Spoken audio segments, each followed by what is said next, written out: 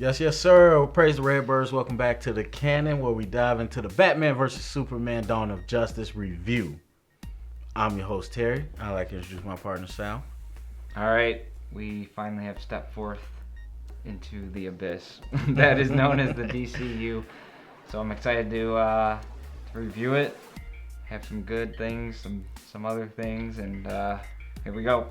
Yes, it is time to finally talk about this. The world has gone crazy. It's aflame with debate and discussion over this movie. I think we'll get to the kind of critic and all that stuff as we go on. Yeah. But first, I want to start with the movie. And I think the best way to do this is to go back character. Okay. I think that way we'll hit the performance, we'll hit the story arc, and all that stuff in one. So let's start with the titular character, Batman himself. Sal, All right. go right ahead. Well, I said it August of 2013. Whenever they announced him being Batman, I told everyone that he was going to be awesome in it. Some people didn't believe me, and some people said that he was going to be the worst thing ever happening to DC. But he wasn't, was he, Terry? I didn't say it'd be the worst thing ever. I just said I didn't like it. Okay. Well, he performed above and beyond, I think, what people expected. I think he brought something that was new to Batman, and I think he was a better Bruce Wayne than Batman. I thought he really brought more to that character than anyone else has. Michael Keaton definitely originally brought a lot to what Bruce Wayne was supposed to be, and of course Christian Bale.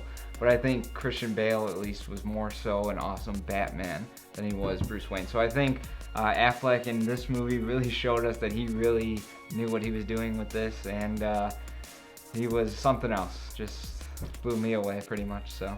Oh wow. Yeah. Well. No, I have to disagree. I think that he was good, not disagreeing with that, but I think he was a much better Batman for me than he was Bruce Wayne, Okay. Which is what I projected going into it. It's just, I've said when I see him as Bruce Wayne, I'm just going to see Ben Affleck. And that wasn't the case, but I just think not only what he did, but what the movie did with Batman was just so much more compelling when he was on screen rather than Bruce Wayne. So, yes, for me, probably one of the top two performances of the movie, if not the top performance. But as far as his story arc and everything and how he fit into the movie, first of all, not the opening, but the second scene with him in Metropolis, amazing how they fit the movie or fit that part into a different movie and made it look like one. Oh, and yeah. so just seeing him watch the destruction through his eyes and like racing through the city, listening to his friend die on the phone, absolutely crazy. Like I said, watching The Man of Steel literally right up until I went to go see the movie. Yeah. Perfect. If you didn't see this, I would definitely say go watch Man of Steel before you watch it. And yeah, because then I just saw that scene, and then to know this is a different movie, but it looked like the same movie as Man of Steel.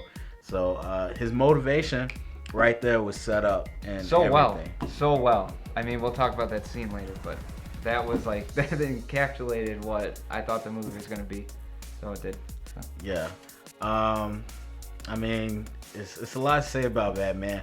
I think the smartest thing they did, and this is an idea I've been championing, I can't say that word, but since I've been thinking about it, is that they made him the veteran Batman, which left so many questions.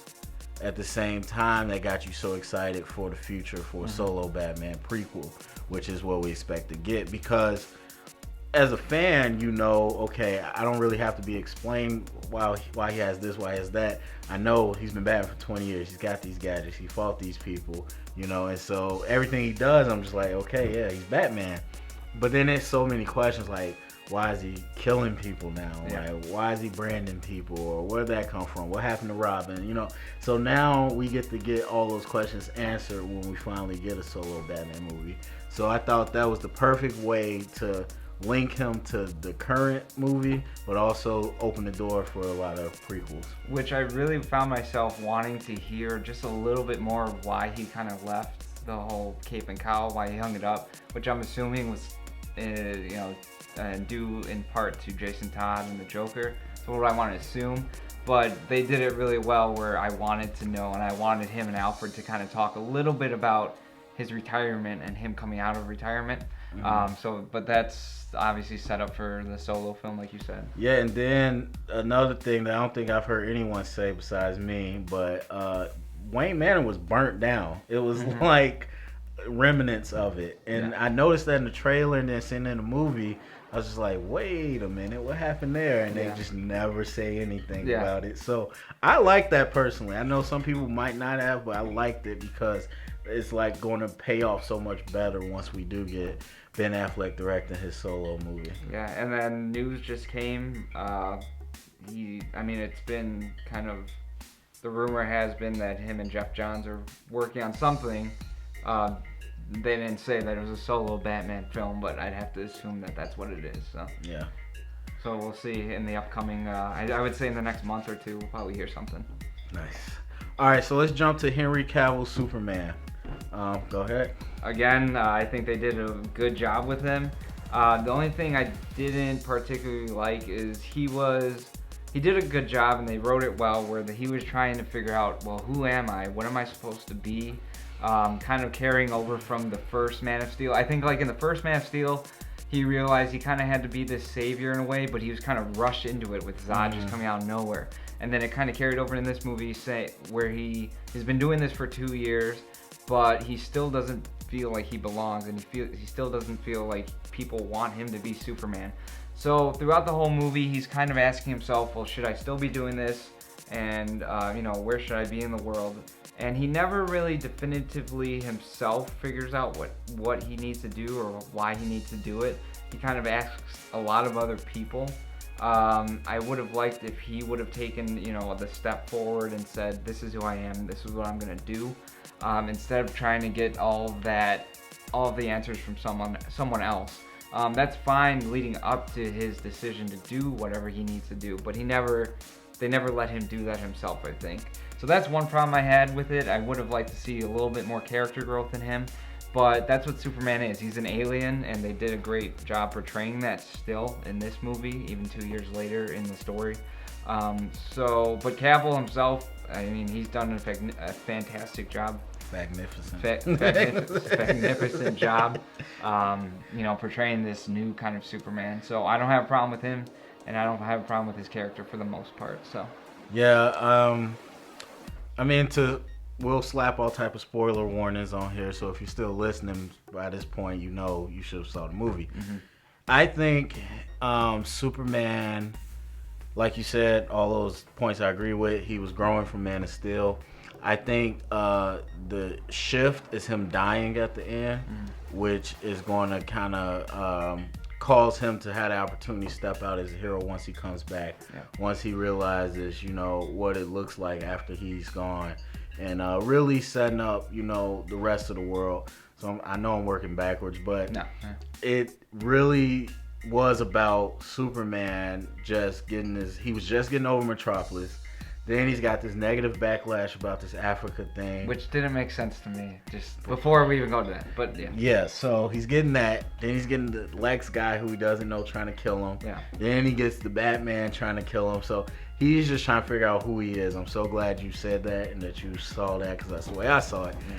Now, I think the perfect thing about killing him, which I wasn't, I was never expecting that or even wanted it, but the perfect thing about it is, as you saw, the world's like fighting. They're debating over this alien, and now that he's gone, after giving his life to save them, they're all just like, oh crap, well, what are we fighting about? This dude is a hero. Yeah. So when he does come back, we don't have to deal with the world bickering over an alien. It's kind of over already. Yeah. It's like they're gonna accept him, and this is what the Superman we all know right. is gonna be. Exactly. So the world's gonna see him as that, and then we'll hopefully in Justice League see Henry Cavill become the Superman we wanted.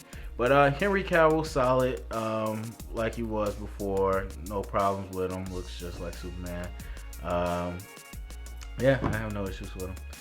All right, so let's go to Lex. All right. Lex was totally different, obviously, like we expected. He was Man, the one part that stands out to me was when he was making that kind of just a little speech at the fundraiser or whatever it was for the library or for the books. And I don't remember, He was like stumbling. he was stumbling over his words, but then he said something that was paradoxal, he called it. So I think just like the words he used kind of like were repetitive and just cancel each other out, whatever they meant. I forgot what he said. But it seems like he has some self-confidence issues or some self-esteem issues within himself. He's not perfect enough for himself, which I think can make for great character growth coming forward, moving forward, especially into the Justice Leagues. But him as a character, I mean, he was conniving the whole movie. He was planning and manipulating things to his liking. And this is exactly what I expected after we heard what kind of character he was going to be initially. I don't know, just I don't want to go too specific too much yet. But somehow he knows either Brainiac or Darkseid. For whatever reason, he knows they're coming, or whoever's coming. And we don't know that until the end of the movie when he kind of proclaims that. So his motivations will become clearer, I think, in the Justice Leagues. What were his motivations for this movie? Was he getting ready for this coming of these gods from space or something like that? I don't know. But him as a character, I loved it. I think he did fine. So yeah. Yeah, I won't dive too far ahead, Yeah. but I think Lex is the linchpin of a lot of the criticism and love of this movie. If you didn't really understand where he was coming from, and that goes to a bigger picture, which I'll get to later. But for me, I think it was set up pretty well that as Lex as a character that we know, and then B as the character that they gave us in the film, he's an alpha male. He's a jealous type. He wants things his way. When the senator didn't give him what he wanted, he killed her. And so then you had Batman stole his kryptonite, so starting to fight with Batman, and then Superman is just someone he feels threatened by. So I felt like it was all there, and so I didn't have a problem with that. But a lot of people get confused between the character and the performance. So Jesse Eisenberg performance, as in doing what they wanted him to do for the character, A+.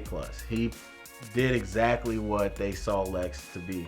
Now, if you have issue with what they wanted him to be, It's different. right. So don't blame Jesse. Don't say Jesse was this and that. Jesse did his job. What the writers and Snyder and whoever else decided on Lex was just completely different than what we got. And I can't say I'm 100% on board with it. I'm 100% on board with Jesse Eisenberg being that type of guy. But as far as the route they decided, I liked it. It worked. It served the same purpose. But it's just weird seeing Lex in that type of way, where he's not, cold and all that. He's just frantic, and he was much more like the Joker. Like Everyone's saying everything that. that I was like, he seems a lot more like the Joker than Lex Luthor. Well, people were saying, even some of my friends at the end of it were saying he would have been a perfect Riddler, especially how he looked too. But yeah. So I mean, Jesse did a great job. I think Lex was set up decently. I would say for me it was perfectly fine, but for a lot of casual fans, I would say they didn't put enough in there, like enough meat for the casual fans to understand make it more important why he was doing what he was doing. But for me, I know enough about the character and everything to pick up on the subtleness, and so I was fine with that. Any other thoughts on Jesse? No, I thought he did well. So. All right, so let's go to the queen herself. That all the numbers and surveys that you mentioned before and everything seems to have told a story that the fans came to see the movie for Wonder Woman and not anything else, which blows my mind. But we like what we like. So anyway, everyone wants to see Wonder Woman. What do you think of Gal Gadot's Wonder Woman? She's just as fierce as the previews portrayed her to be. You're excited to see more of her. But in this movie, I think they set her up pretty well. You just kind of want to know more about her, especially for those people who don't maybe the casual fans, you saw that picture of her in World War One. So you kind of want to see more about her and what her motivations are. You don't really know why she was in Gotham. She talked about she wanted the picture that Lex had of her, but you don't. I mean, if you really think about it, what's the point of it? Because she's gone from the world, and it's not like she has to hide in plain sight in a way. Like, if anyone else has that picture of her, is it really gonna matter if people see it? I mean, I guess it's weird I don't know. seeing an Amazon in the 50s or whatever, in the 30s. No, it was before. It's 1918. Oh, yeah. I forgot my history. Almost 100 years ago. But I mean, to debate you on that, it's just that, Themyscira is just a secret, and a lot of people don't know about it. Yeah. And just having evidence of her existence even compromises Okay. that. So I thought it was a legit reason to, like, try to get that photo. I mean, because the photos, like, the surveillance they have of her and everything is just like, okay, that's fine. But then when you see a picture from 1918, then that changes everything. So I thought it made sense why she was trying to get it back. I didn't really understand, though, her about to leave Gotham. I mean, that all that stuff was going on, and then she was about to get on a plane. Well, she got the picture. Oh, yeah. That was like after Bruce sent it to her. But still, come on, she stayed. I mean, I didn't like seeing her on the plane, even though she went back. But, like, she sees all this stuff going on, and, like, she knows what's going on. She's about to leave anyways. It's like... Well, at that point, Doomsday was, like, on the top of Lex Corps, whatever. So he didn't really do anything yet. So, I mean... Yeah. Prior to seeing the news, did she really know anything was going? And well, she was on Turkish airline. Like, where is that port at? I don't know. I mean, that's what they advertise on those commercials. Yeah, but so I think that none of the real damage happened before she was on the plane. Yeah, I guess, but still, I figured she'd want to stay around because she got it from. Did she know the emails from Bruce? I forget. Yeah. Okay. So I figured but she didn't care about it. She was about to leave. Yeah. But anyways, besides that, her character and her Gal Gadot was just awesome. I'm excited to see her in her solo film. I think that's going to be one of the most anticipated DC films coming up. So, and we're going to talk about that tomorrow in our next episode. But so I'm excited to see more of her. I thought she did fine. And they, like I said, they did a good job of kind of keeping her mysterious. I can't really recall too much of her, like what she really said besides talking with Bruce a little bit. Again, they kept her mysterious, so I think they did a very well job with her. Yeah. Gal Gadot. I think. What was I gonna say? I'm blanking a little bit, but basically. Oh, that's what I was gonna say. The fanboys in the war ever going is so funny because prior to the movie, it's just like, why is Wonder Woman in this movie? It's Batman v Superman. Why are you forcing all this in? After the movie, there wasn't enough Wonder Woman. Why didn't we know what she like? Come on, like this is the stuff I'm talking about. But anyway, outside of that, I like that they didn't give a lot. They told us it was more than a cameo, but it wasn't like a feature. So, and that's I would describe that perfectly what we got. Again, her motivations was fine to me. I understood it. I like the thing about Gal Gadot that she's not a proven actress. From what I heard, the stuff she's done wasn't that good. I haven't seen it, so I'm not just saying for myself. But yeah, that's what I heard. Yeah. One thing that I miscalculated because we all focused on the body type. It's just like she's so skinny, or she doesn't have enough muscle. She doesn't, have all this. And the one thing I discounted was her experience as a model. I think played into her ability to bring confidence and bring a presence as the character, because we see her with Bruce, who's a billionaire playboy, and she's not fazed by him. And we know because she's a warrior and a princess, but I think for Gal herself, it comes from that modeling, that confidence that she has to have in that, take over the room when I'm in it. And so I underestimated her ability to use that to play this character, because it was shined through. Like, I don't think she physically looked like Wonder Woman, but her presence, every scene as Diana, as Wonder Woman was felt. It was just like, okay, this is a strong individual, and she's not really, interested in you being Batman or you being Superman. Yeah. She's worried about She's her. She's seen it all in 5,000 years. Yeah, so. Exactly. She's worried about her mission.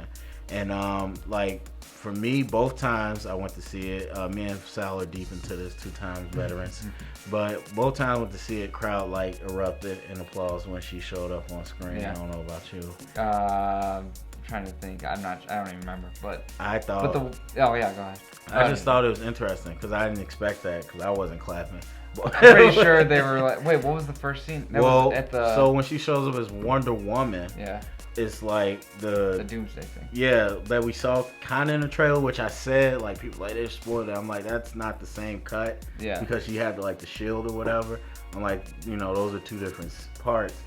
When she actually shows up with Doomsday, she uses her bracelets to block it. And then, like, it's the explosion, and then, you know, you see Wonder Woman. And I was like, oh, but I wasn't clapping, but everybody's just, woo! And I was like, man, maybe people did come here just to see Wonder Woman. Well, the one thing I remember about her vividly was when she was fighting Doomsday, just kind of in the middle of everything, she got kicked backwards, and then she just smirked, and she's like, okay, let's go. Yeah. And it was just like, this is what Wonder Woman is. She wants to fight. She's a warrior. And fun fact about that was improv by Gal Gadot. Yeah, that's awesome.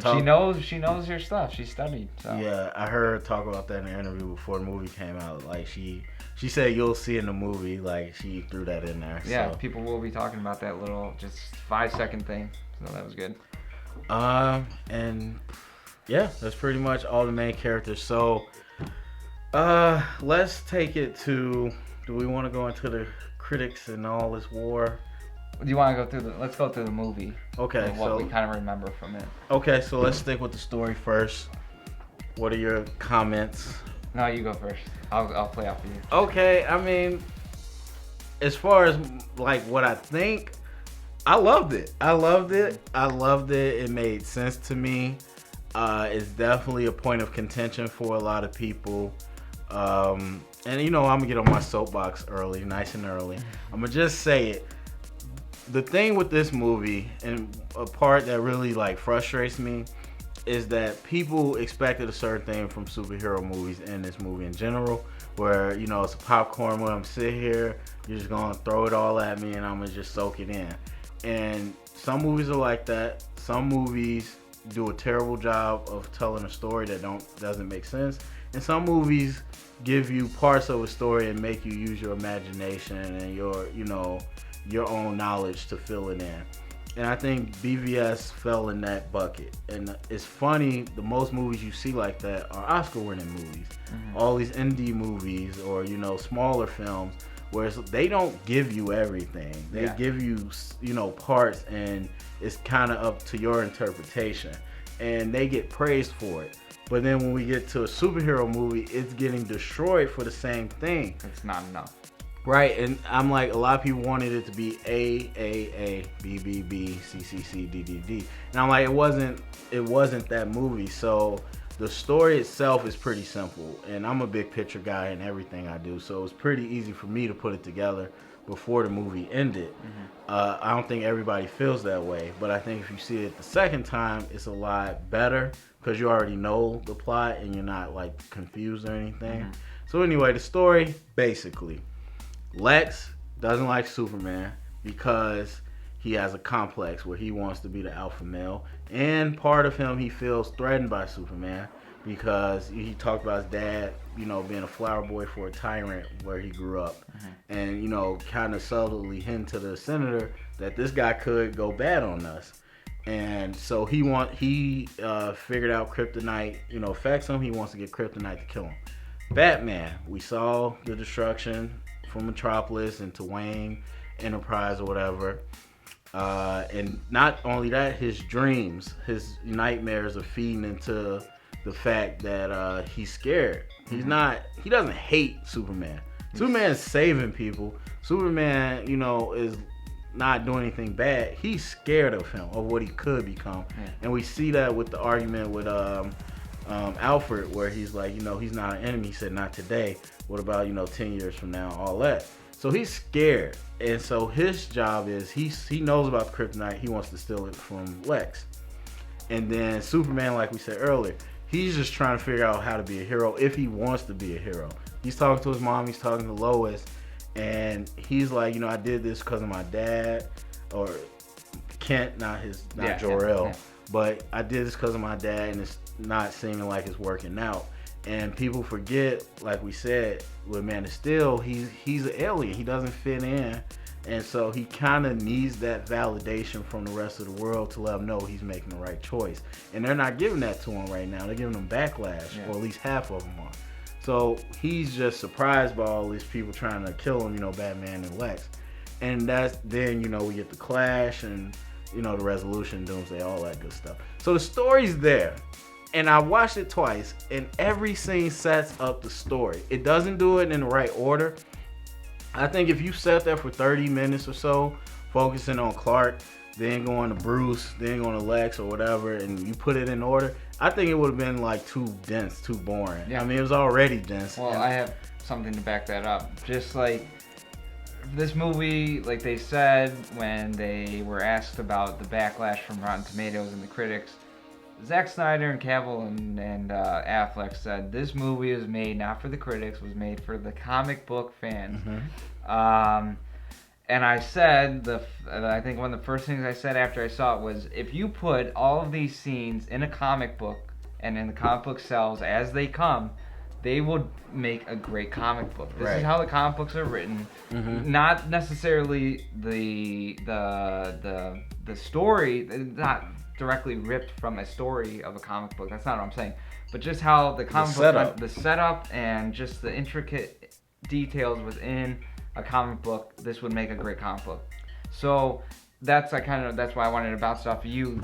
I think for a comic book fan and for a comic book movie, this is pretty much the truest comic book movie. The format is it's digestible and I don't even read comics, but I feel like that's where it came from, where it's like, here's this, meanwhile, here's this, meanwhile, and people they called it choppy, they call it sloppy and jumping around, where I'm like, no, you had to break it up. This isn't Man of Steel where we could just sit on Henry Cavill or Clark Kent. This is more characters, and we have to kind of bounce it. And so the thing with that is you have to have recall as an audience member. Mm-hmm. So when you see Bruce, talking with Alfred, but then you see Clark doing this, and then we come back to Bruce, you have to have recall to connect the two scenes. Yeah. And people are lazy. Let's just get honest. People don't want that out of certain movies. These popcorn flicks, these superhero Marvel movies that we've gotten so far, you can do that. You can sit back and it just strings along, and that's fine. But this movie took a little more sophistication. It took a little more paying attention and recall. I saw, families getting up, going to the bathroom and this, and I'm like, dude, you're going to miss out. You're going to be confused. And so people didn't expect that out of this movie. And so the expectations play so much into this movie. The story itself made, perfect sense, but it was so much nuance that you had to pick up on. Mm-hmm. And I'm jumping ahead, but perfect example. The whole Martha situation. Mm-hmm. First of all, your experience is going to affect how you like the movie. You brought that up not too long ago on the episode. You was like, man, I didn't realize they both had the same name. And so when I saw the movie, I freaked out. I was like, oh, Zach realizes it. And so I freaked out. Now, that's just one part. But art, movie, music, painting, it's all art.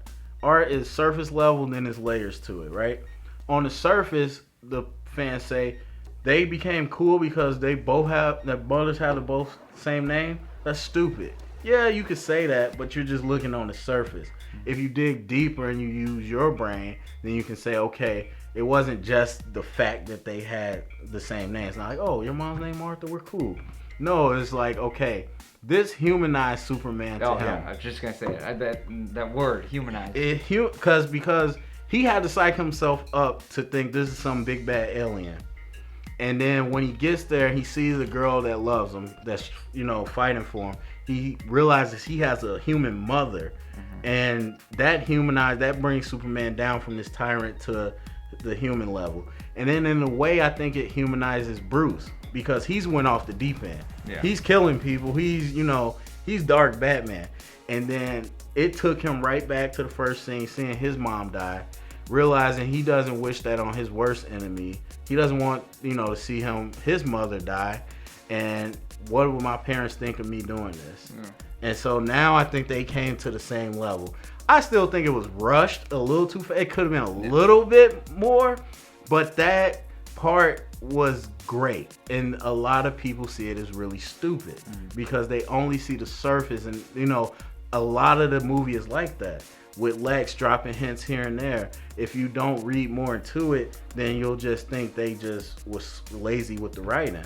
But really, they were challenging you as an audience to engage, I think. Yeah, I mean, you pretty much said everything I was going to say. But yeah, that, like you said, you had to think more about it. But again, this is just, I go back to it, just a comic book in movie form on film. So, that's why I loved it. Yeah. Do you want to get to like kind of our favorite parts? Yeah, I was just gonna ask you, what were some of your favorite? Well, that first scene. Well, not the first. The second sequence. Scene with the sequence with Metropolis being destroyed. You knew going in kind of what it was going to be already. We saw from the previews that Bruce is in the whole mess of it and the thick of it, and that's kind of why he gets upset and wants to destroy Superman. But the whole little sequence with him and Jack, his friend Jack, I think his name was, in the building, was like heartbreaking. Like if you really think about it, it was like, holy crap, they put a face to the damage, and it kind of, you empathize with Bruce that he's losing not only the people of his company, but this guy he's on the phone with as he's dying, and the guy starts praying and everything, and it's just like, holy crap, this is pretty heavy, and it's only 5 minutes in. So that, I think they did a really good job of doing, even though we knew it was coming, they surprised us a little with that. So that was really good right off the bat. I liked, obviously, the origin of Batman, of Bruce. They did a really good job with that. Smart. They didn't have it one linear scene where they're walking out and then they get shot and stuff. We all know what happens, everything. But they did a great job of cutting back and forth. Again, we had the voiceover of Bruce over all of that kind of. So it was like a comic book. You get the cell of the past and the cell of the original, but then his voiceover is over the whole thing. So that was really well done. The one part that I geeked out at was the Flash. I knew it was coming. I knew that was what you were gonna say too. But man, wait, which Flash? The first one when he comes back, when it's Flashpoint. Yes. I was like, what the hell? Like you see the lightning, and I was like, what's going on? Yeah. And then I'm looking, I'm like, wait, what is that? And I was like, oh my God, it's Flash. Even though he has, a different, he had that helmet on or whatever.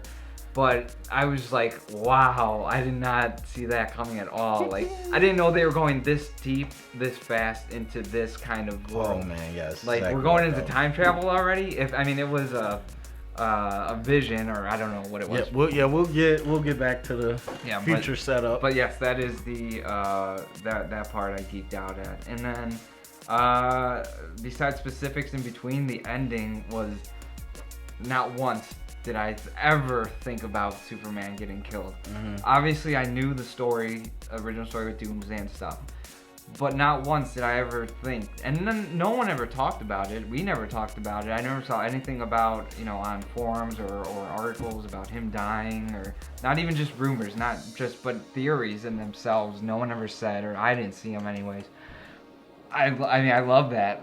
For me, when people die in movies, I like it a lot, even though how dark that sounds. I like when they die. But that just is going to make the whole story that much more powerful. And again, like we were saying, for his character himself, is just going to, take him leaps and bounds, I believe.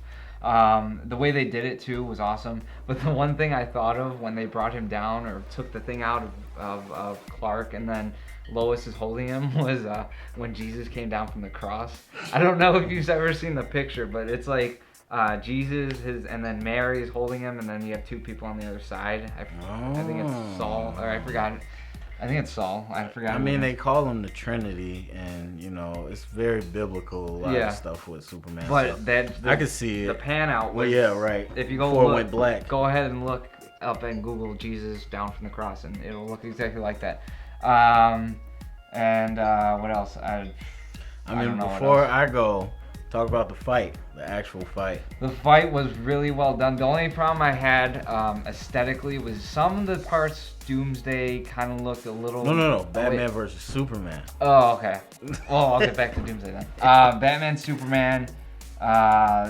You know, it was everything. Especially, I don't think I ever said it to you, but I knew that he was gonna catch that. No, you said like 50 times. Did I say it? Yeah, Okay. I was watching like sounds right. Yeah, so that was ripped from Dark Knight Returns Part 2. But yeah, so all of it was great. The only thing, again, just the only problem I had a lot aesthetically was some of the CGI didn't look as good as I wanted it to for some of the parts, for more of the important parts. But the fight itself, I mean, I'm gonna have to see it again to kind of recall every specific thing. But well, yeah, what about the fight for you? So jumping into the fight, it was good. It was really good. It was I wouldn't say everything. Well, maybe everything I expected. At least for this Batman. So I mean, start off with the traps and everything. It would have been disingenuous to go straight to the kryptonite for Batman. I think it was nice that he had all his other things set up for him, and then he got the kryptonite.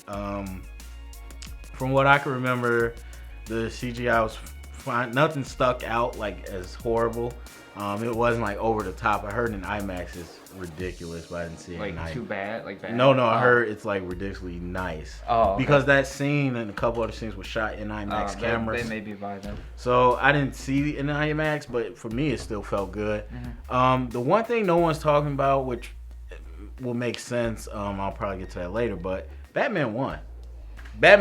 Yeah. There was a winner. There wasn't like a we draw. No, Batman won. Yeah. And so that was cool to see because it makes sense. Like everyone's like, Superman would kill Batman. I'm like, yeah, that's logical. But if they had the same amount of power, Batman would kill Superman. That's got to be as logical. And I think that point came across because as soon as he was, powered down, Batman was beating him up. But it looked good. We saw a lot of it, I think, in the marketing, but not too much. It was still epic, like just when it happened, at least for me. And yeah, that's the fight. But some of the scenes I love. The opening scene, it was beyond smart to do it as an opening credit. The origin, yeah. I felt like I heard so many people in the industry like say that when the movie was announced, like don't do the origin, just do it in the credit scene or skip it altogether. And so it was smart that they did it that way. It was nice and quick and clean, but it was visually stunning. Like how slow it was in the shot with the pearls and the gun. Yeah, I was like, woo, Zach. I was like, you gotta stop playing. And then he shoots the gun, the pearls break. So that was crazy. My other favorite scenes besides the Flash thing, which we'll get to, is the one scene, my favorite scene of the movie is after the bomb happens in the Capitol and Superman's there. Just standing there. There is few scenes in the history of cinema that struck me with such emotion. And I like the artistic stuff, so a lot of the stuff for me in this movie worked because I'm like, that's something I would do or try or something I would want to see.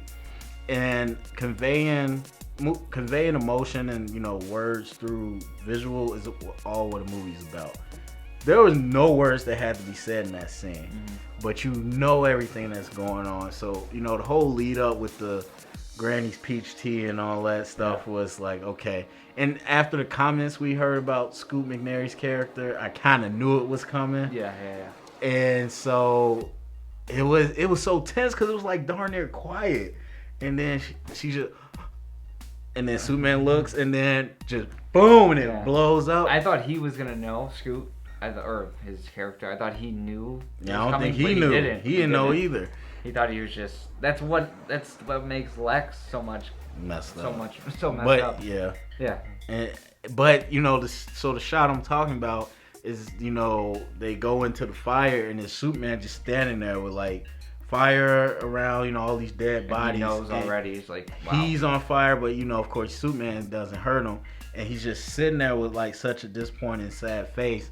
And I'm like, that's the stuff that people like Batman don't see. That's the stuff all the negative haters within this world don't see about Superman. Is that yes, he's all powerful, but that comes at a cost. He has to see some things that everybody doesn't have to see. He feels guilty about not saving people because he can save them.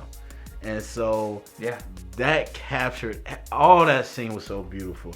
It was so beautiful. I was like, man, I would have never thought to go there with Superman, but I think that encaptures everything we've been trying to say with Man of Steel with this. So that was probably my favorite scene, or shot of the movie. Yeah, that was heavy. Yeah, it was. So. All right. So before we go into the future of the DC. Wait, one more thing that was really good was when they went into space. I didn't think they were gonna do that. When he took. And that was so good. I'm sorry to cut you off, but it was so good because I was telling my brother, I think Zack Snyder answered so many questions and criticisms from Man of Steel. Because one thing we talked about with Zod, and he should he have killed him and all that good stuff. I think he was right in killing him. But a lot of people was like, why don't you just fly straight up? And so I'm like, well, Zod's just as strong. He could have held himself down. But anyway, point is, that was the first thing Superman did. He was like, let me take him away from the fight. And so you saw the maturation of Superman. You saw Zack hearing the fans and responding. Well, yeah, I was just saying I loved it, and I love that they took from, again, Dark Knight Returns when he is just like, he looks like an old man who's about to die when he gets hit with that nuclear bomb. So that was really cool to see. The only part I didn't really like was when the government shot the missile. They were like really, really quick to decide they're our only chance is to shoot the nuclear missile. Okay, and then they do it. So that was a little bit rushed, I think. I think that could have been drawn out a little bit more, but in the scope of things, this movie is so long. I mean, it wasn't that important that they are in the dilemma between shooting it and not, I guess, in a way. So that didn't really matter in the long run. But I really like that they went up to space. I mean, that's just showing what this universe is all about, kind of. Right. So before we get into the future setup, every movie's art is subjective. Everyone feels a different way. With that being said, there's negatives. What did not work for you? Not much. No. Aesthetically, again, the CGI. I thought one of the most important scenes was seeing Batman for the first time, and that was we didn't really see him, but when they go to the warehouse or whatever where they're sex trafficking or whatever the kids, we see Batman in the corner. That's practical. That's Ben Affleck hung up in the corner. I'm pretty sure. I was 100% sure then. But then when he moves to get out of the way of the shot, it's 100% CGI. And I was like, oh, I got taken out just for that second. Really? Yeah, I did. I don't know if you remember or if you noticed it, but it was CGI the first time he moved. I thought they should have stayed with, even though we didn't see him fully, we saw him, that was the first time he was in his suit in the scene, in the movie. So that was one part that really stuck out to me. Going back, even though we kind of explained it already, was the whole motivation not to kill Superman anymore. It was done a little quick, just because the whole Martha thing. Maybe just the way they went about doing it, not so much the actual reasoning. I don't have a problem with that much. But maybe I'll think of other stuff. Again, I only saw it the once. I kind of didn't really critique it when I was seeing it. Oh, I thought you saw it the second time. No, just once. No wonder his review is flawed. I made you look like an idiot when you said we saw it twice. You told me you were going to see it twice. I wanted to, but I didn't have time. What was I going to say? Oh, and then I think you were going to elaborate. The Africa thing. Why in the world did they blame Superman for people dying there? Were they talking about the people who got shot? Yeah. Okay, so my initial reaction, or my initial thoughts after the fact, when everyone's blaming him for people in Africa, was that when he fought the bad guys after he got there, it was like another mini metropolis where people got destroyed by his destruction in the way of his path or something. But I don't think that's the reasoning.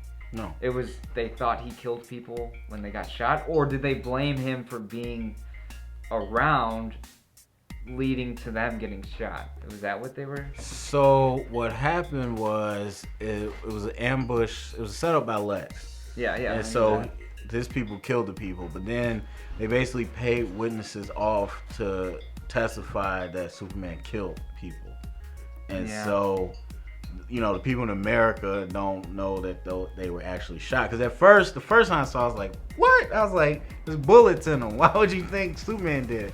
But then the second time I realized, like, none of these people were, like, there. The government's, like, denying it. Yeah. So, they never saw what actually happened. And all the people from the African village or whatever are just saying Superman did it. Oh, and then on top of that, they were saying the government retaliated on the village because they were so angry about it, and so they didn't know, you know, what was going on. Oh. So that was kind of the thing. That needed to be a little bit better explained. Yeah. That was a pretty big part in the whole movie for motivation for the citizens being against Superman. So I think that's where they came up short with that. But yeah, so go ahead. Yeah. So my negatives. I think Batman was a little too dark, to be honest. I get it was older, it was darker. And I even get that we'll see kind of that transformation more in a prequel maybe. I understand why he kind of went over the edge because of Superman.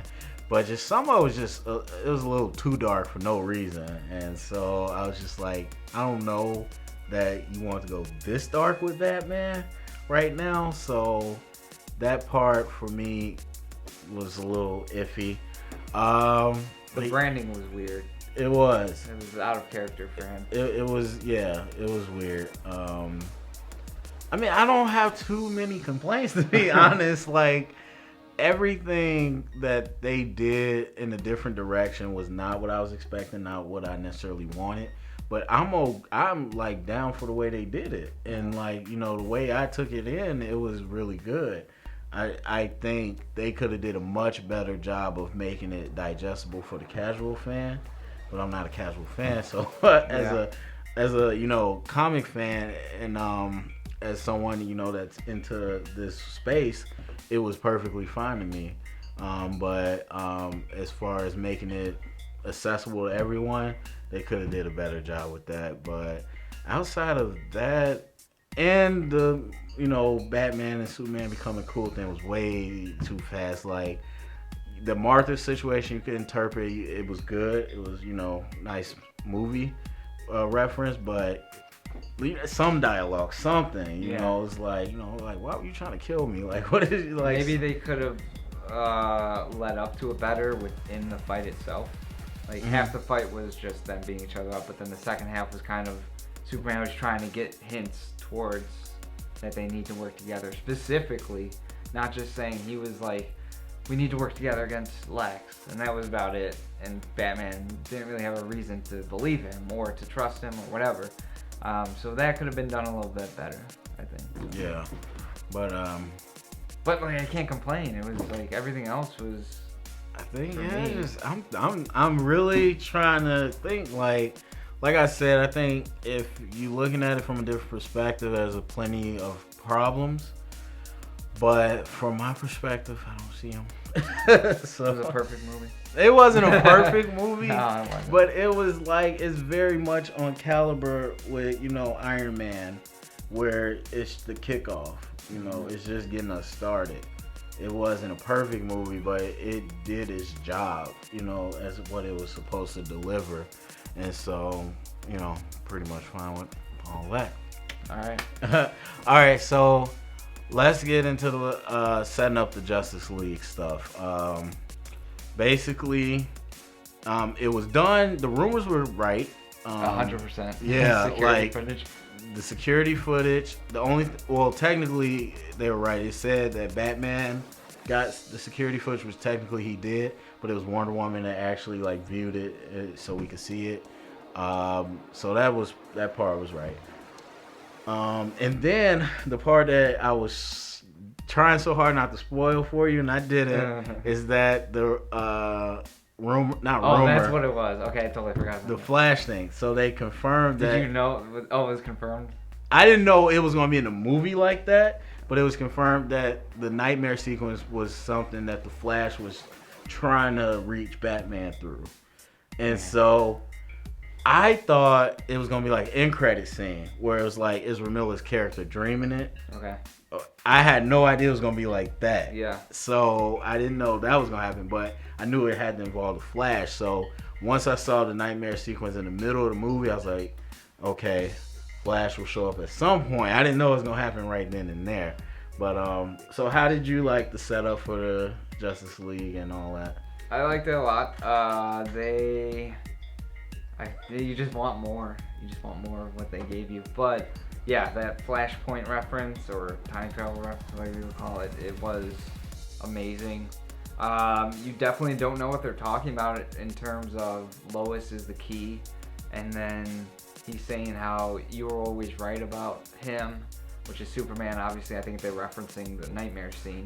I'm basically thinking that if that nightmare scene comes true, or what it was hinting at was that Darkseid takes control of Batman somehow and gives him this army of, minions or whatever, or I don't know, somehow Superman turns bad.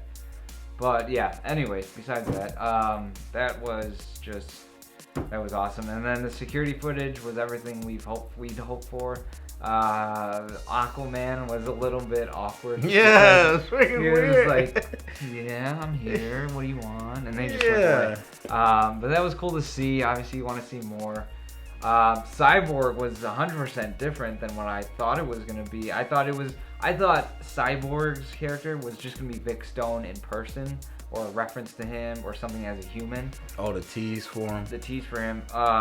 But you saw Silas, right? Silas Stone, his dad, working on this guy, and it's his son. You don't know why he's like that in this particular movie. Right. You see this box, and I thought it was that box from the Parademons, but Parademons don't exist yet, so I don't know what that magnetic organic box was. But that was pretty cool. That was different than anything I expected. And then the Flash. The Flash was it seems like a teenager kid who really doesn't give a crap about his powers just yet. And he was just in the 7-Eleven, and then he saves the guy, and that was it. So you kind of get a sense of their characters a little bit. I mean, Aquaman's a recluse. We don't know much about him. He doesn't know much about us, I don't think. Cyborg is just coming into his own. He doesn't know what the hell's going on with him, I'm sure. And then Flash is some kid or some guy that has the powers, but maybe doesn't know what to. Yeah, he's Barry Allen, doesn't know what to do yet. So, yeah. Yeah, I thought it was perfectly done. This was one of the first rumors, way back. Yeah. It was gonna be security footage, and I'm like, hey, if they do that, clean cut, let's go, cool. And so that's how they did it. Cause one of the biggest problems everyone was talking about was overcrowding this movie, and I always laugh because it's you got Batman, Superman, you got Lex, you got I'm like, they're not all gonna be in the movie like that. And unless they completely screw this up, which they didn't. So it was barely in the movie. The security footage, it was nice, clean way to intro. Cyborg was interesting. I noticed you'll see at one point in the movie, the Metropolis versus Gotham game is on the ESPN TV. Okay. Which is the first scene they filmed, and they made a big report about all that.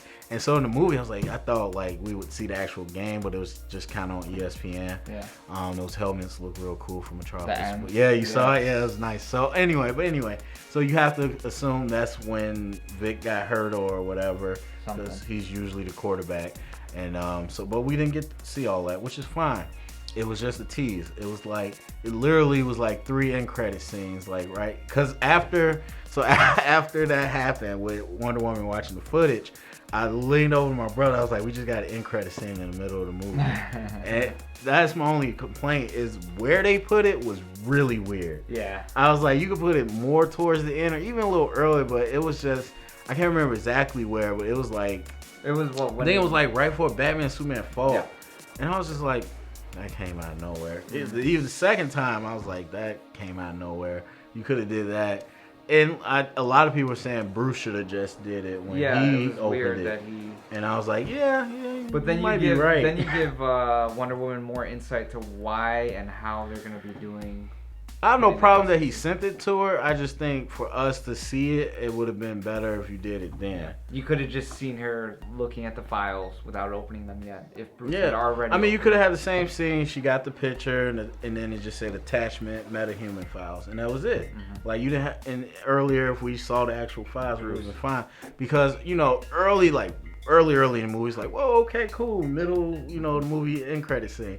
But then, like, right there was, like, right before the climax. I was like, that was kind of weird. But I like the way they did it. Flash showing up in Bruce's house or whatever was crazy. The whole nightmare sequence was weird for me the first time. I loved it, but it was just weird. And then the second time, it was more in context. So it happens when he gets the file back from Wonder Woman, and he's waiting for it to load, and he falls asleep and has that dream. Mm-hmm. I didn't get that the first time. Like, I don't know what I was focusing on, but I'm like, wait, when do we get here? So then the second time, I'm like, okay, much more context, it makes sense. Falls asleep, has another nightmare like he's been having, and then after he wakes up, the Flash comes. And first, it was like some metal suit he's wearing. Yeah. And so I'm like, what the hell is that? And then his mask opens up, and it's Ezra Miller. And, like he said, Lois is the key. I think harkens to the scene where you had Henry Cavill go away from being Superman, went to the mountain, saw the ghost of Pa Kent. And he was talking about how, my mom or his wife was his world. And then he tells that later, Lois, you're my world. And it really solidifies that this isn't a Clark Kent that wants to be Superman necessarily. He doesn't know yet that he wants to be a hero. Like you said, he never made that decision for himself in this movie. Lois is the one that's keeping him grounded. That's keeping him not a good guy, but keeping him the hero. She's saying, like, kind of keep him on the path. Keep him she looking says forward. This symbol gives people hope. Yeah, this symbol actually. This symbol gives people hope, and it's some that some people, that's all they have, and so he isn't 100% convinced. So then you take away Lois, then what do you have? You have a Superman that's not. You have a guy with powers that has no direction. And so he's not the hero without Lois right now. Hopefully we'll see him grow, but right now he's not. So that message was just like, Bruce, she's the key. And for whatever reason in that future, Bruce killed her or something, or maybe it was a setup, or Lex made it look like he killed. I don't know, but it sets him off on the path. And so then I'm like, okay, we see the Omega Sun, we see the Parademons, but I'm like, why are they on Superman's side? I started thinking, like, wait, is there no Darkseid coming? But then I realized, like, Darkseid tries to recruit Superman initially. Mm-hmm. And so maybe in that future, when Lois dies, Superman goes with Darkseid, and they both are tyrants. Yeah. So that's why the Parademons work for him and all that. But yeah, that was freaky. I never expected them to do that. So that was crazy. If anything like that's ever going to happen, don't tell me.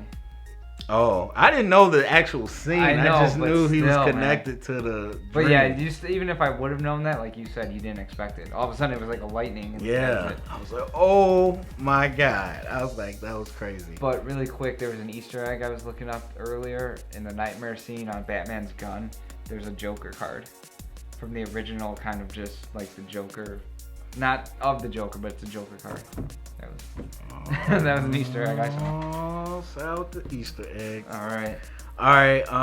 Man, I think we hit everything. Yeah. So, any last overall opinions before we grade it out? No, just I hope everyone goes back into it if they've seen it the first time to kind of take this review and kind of put it towards that. I know a lot of people who didn't really like it. But there were also a lot of people who did that I know. So it was kind of even Steven on that end. But you just kind of got to look at it from a comic book fan point of view, I think. And I don't want to sound like I read comics, so I loved it and you didn't. Like, that's not what I'm saying. What I'm saying is this movie, like they said, was made for comic book fans. And it's not your, cut and dry Marvel movie. And I don't want to compare the two, but that's what people are used to now. So I hope that you go in with an open mind the second time you watch it, and I hope you enjoy it better. So. Yeah. I echo that. Fanboys, stop the war. Peace, please. These movies need each other as much as you might not think that is true. Bad superhero movies don't help any other superhero movie. But go see it again. I think the second time would be a better experience for you. And this movie hinges on a few things. I think the marketing was beautifully misdirection of what you were going to get on certain things in the movie. The number one misdirection is Batman versus Superman. It's not really a fight. It's a manipulation. It's a miscommunication, and it's a orchestration by Lex. If you're not going in open to that, then it's real easy not to like this movie. And then secondly, like I said, it's not a story that's cut and dry. Here you go.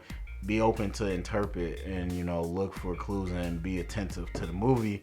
And so kind of like I say, if you're not open when you go in this movie, you're going to have a bad time. Yeah. So go in open, and I think you'll like it better. But if anything out of every bad review I've heard, it sets up the DCU. So that's what its job was from the start. Exactly. All right, Sal. So go ahead. What are you grading this? Well, I gave Man of Steel a 7 when it first came out, or after. That's when I actually thought about it. I'm giving this one an 8. As a movie itself, that's my unbiased grade right there.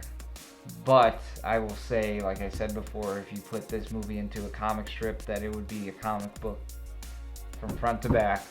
And in that case, I would give it a 10 out of 10. But as an unbiased moviegoer, I'm going to give it, without any outside, it's set up the Justice League, yes. But as a standalone movie, I will give it an 8. Right now, that was my first. I haven't saw it once, but yeah. As a 2-time veteran in the game, like I did with Deadpool, as his own movie, just up against any other movie, I give it an 8. All right. I struggled with lowering and going up and all that, but at the end of the day, I gotta be true for what I like. I can't grade it for everybody because everybody has different tastes. For my taste, the pace and the editing and all that was perfectly fine to me. Not everything was over the top amazing because there was a lot going on, so I give it an 8. As a comic book movie, I give it a 9. I wanted to give it a 10 the first time I saw it so bad, but I just think Deadpool got a 10 because it was the essence of that character through and through.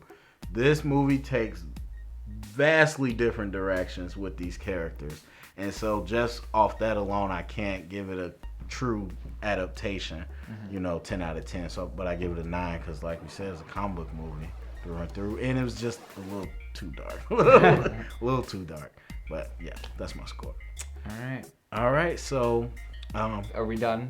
Okay, so really quick, those of you that are here from C2E2, and a few of you did take the cards that we handed out and commented on our last video with the special code. So we promised you a little prize, and although it might not be everyone's dream to get what you're getting, you are getting something. So I went ahead, and we're not going to show everyone the drawing just yet, but I drew my iteration of Batman and Superman. So some of you will be getting Batman iterations, drawings by me, and some will get Superman. So we'll get in contact with those people that did use that special code, and you might get some other little gifts here and there too. So we hope you enjoy it, and we really appreciate your viewing, and keep watching. That's what we gotta say. Yes, so that is the episode. If you like what you heard, you want more, give us the ammo by clicking the subscribe button below. I want to thank Sal. Sal, where can the people find us? Twitter at the Canon Vlog, and Facebook.com/The Canon. All right, and I'm your host Terry. Remember, if you heard it here today, it's Canon. Like, I envision already that I'm gonna stand up and applaud this movie when it ends. That's why. If it's that good, I'm gonna do that. Like, I don't care. I've been waiting 3 years for this, so right. I think everyone's just kind of the same way.